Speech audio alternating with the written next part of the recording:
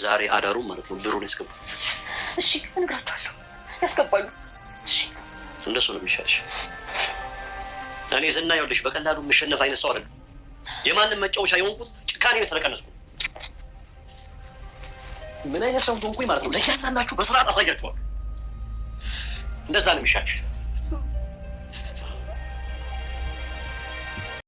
ለማስመለጥ ባደረጉት ጥረት ሞገሴ ጥይት ተተኩሶበት ለጉዳት ተዳርጎ እንግዲህ በሞትና በሕይወት መካከል ሆኖ ወደ ሆስፒታል ገብቷል። ብሩክም እንግዲህ የነበረበት ሁኔታ ምግብና ውሃ እያገኘ ስላልነበረ ከፍተኛ የሆነ ድብደባም እያስተናገደ ስለነበረ በሞትና በሕይወት መካከል ነው እሱም የሚገኘው። እንግዲህ ሁለታቸውንም አፋፍሰው ወደ ሆስፒታል ወስደዋቸው የተለያየ እርዳታ እየተደረገላቸው ነው የሚገኘው። ምሳሌ ክፍል 103 ምን አዲስ ነገር አለ የሚለውን እንግዲህ አብራችሁን ከቆያችሁ አብረን የምናይ ይሆናል። ዳጣና ቅድስት ሳሎን ቁጭ ብለው እንግዲህ ሞገሴና መድብል የሄዱበት ጉዳይ እንዴት ሊሆን እንደሚችል እየተወያዩ ነበረ። ዳጣ በበኩሏ በጣም ፍርሃት እየተሰማት ነው ያለውና በእርግጥ ሁለቱም ጀግኖች ናቸው፣ ይወጡታል፣ እንደሚወጡት እርግጠኛ ነኝ በማለት እየተናገረች ነው። ግን ቤቱ በረት ስለመሰለ ከተሳካም ተሳካ ነው፣ ካልተሳካም ጽዳት ስለማይጎዳ ተነሽና ቤቱን እናስተካክለው በማለት እንግዲህ ቅድስትን ይዛት ተነስታለች።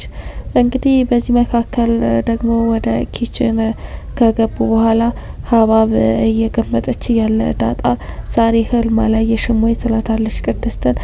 አይቻለሁኝ አንቺ ከፊት እየሮጥሽ እኔ ከኋላ ስከተልሽ ስትላት ማን እያባረሬ ነው የምሮጠው ትላታለች።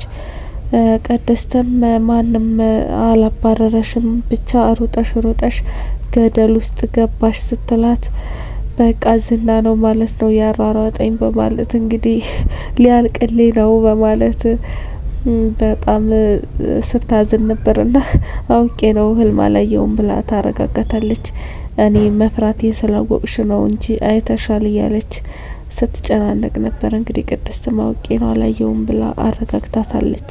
በሌላ በኩል ደግሞ እንግዲህ ስልኩን አላነሳላት ያለው ሞገሴ እንግዲህ ስለተጨነቀች ሉላ ወደ ዳጣ ደውላለች እና ሞገሴና መድብል ያሉበትን ታውቂያለሽ ወይ? የሞገሴ ስልክ እምቢ ብሎኛል ስትላት ዳጣ እንግዲህ ከአንዷ ሴት ጋር ተኝቶ ይሆናል ዘንድሮ እኮ ጥሩ ሰው ጠፍቷት በማለት አሹፋባታለች እና በዚህ ሰዓት አሁን ይቀለዳል ወይ በማለት ስትጠይቃት እናንተም በባሎቻችሁ እኔም በወንድሞቼ እኮራለሁ፣ ምንም አይሆኑም አታስቢ በማለት አረጋግታታለች። ሉላ ግን ከባድ ጭንቀት ውስጥ ነው እየገባችው። ደጋግማ ስልኩንም ብትሞክርም ሊሰራላት አልቻለም። ስለሱ ምንም አይነት ኢንፎርሜሽን የሚነግራት ሰው አጣለች። እንግዲህ ሉላ ዳጣን ያሉበትን ወይም የሄዱበትን ቦታ ታውቂያለሽ ወይ ትላታለች። ዳጣም አላቅም ባቅስ እኔ ድልቴ ነው ወይ ስትላት ሉላ አሁ ብላለች። ና ፍቅር ማለት ይሄ ነው ወይ? አይን ያየ ወደ እሳት ውስጥ መግባት። ስለዚህ መቼም ቢሆን ፍቅር እንዲይዘኝ አልፈልግም በማለት ፈርተሽ ከሆነ ነቅድስት ጋኔ እኔም እነሱ ጋኔ በማለት እንግዲህ መልእክቷን አስተላልፋ ሉላም ለመምጣት ሳትስማማ ቀርታ ስልኩ ተዘግቷል። መድብል ደግሞ እንግዲህ መኪና ውስጥ ቁጭ ብሎ የመኪናው መሪ እየደበደበ ለካሌብ በመደወል እንግደለው ስለ ገንዘብ ስትል እንግዲህ አስመለጡት እኮ አደገኛ ሰው ናቸው፣ እንደ ቀላል ነገር ማየት የለብንም እነሱም በማለት እንግዲህ በጣም ንዴት ውስጥ ገብቷል። ያው እዛ ጠባቂዎቹንም ጎርተዋቸው እንደሄዱና ያው ቀላል ሰው እንደጠበቋቸው ቀላል ሰዎች እንዳልሆኑ እየነገረው ነበረ ለካሌብ። በሌላ በኩል ደግሞ እንግዲህ በጥይት ተመቶ ሆስፒታል የገባው ሞገሴ ደም እንደሚያስፈልገው ተነግሮታልና የማናቸውም ደም ከሞገሴ ጋር ሊመሳሰል አልቻለም እና ለዳጣ በመደወል እንግዲህ ደምሽ ምን አይነት ነው ስትባል ቀይ ነው ብላለች። አይ ከለሩን ሳይሆን ኦ ነው ኤ ነው ምናምን ብሎ ሲያስመረጣት የእኔ የመጨረሻው ነው፣ ደምሽ መራራ ነው ብላኛለች አንዲት ሴት። ስለዚህ ዲ ነው በማለት መልሳለት እንግዲህ መድብል ምንም ሊገባት ስላልቻለ በመበሳጨት ስልኩን ዘግቶታል። እንግዲህ በቀጣይነትም ለኤፍራታ ነበረ የደወለውና ኤፍራታም ስትጠየቅ ደሟ እንደሆነ ተናግራ ከሞገሴ ጋር እንደሚመሳሰል ነግሯት እንድትሰጠው ጠይቋታል።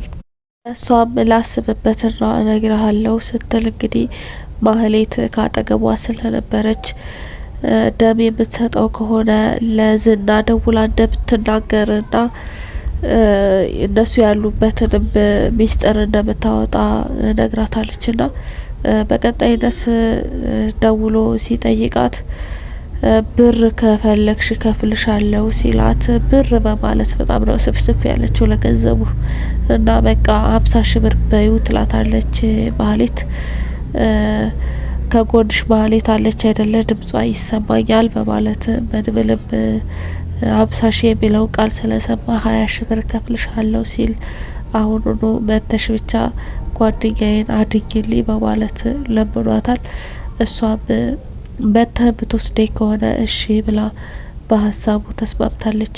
በሌላ በኩል ደግሞ ጨነቁ ያሉት እንግዲህ እነ ዳጣ እና ቅድስት ያው ያለውን ነገር ካወቁ በኋላ ለማታ እንመጣለን እና ተዘጋጁ ብለዋቸው ቤቱን ማጸዳዳት ይዘዋል። ምሳሌም እንግዲህ አባቷን በቅርቡ በ3 ቀን ውስጥ እንደምታየው ተነግሯት በቃ ደስታዋን መቆጣጠር አቅቷት ቅድስትን እያገዘች ቤት እያስተካከለች ነው የምትገኘው።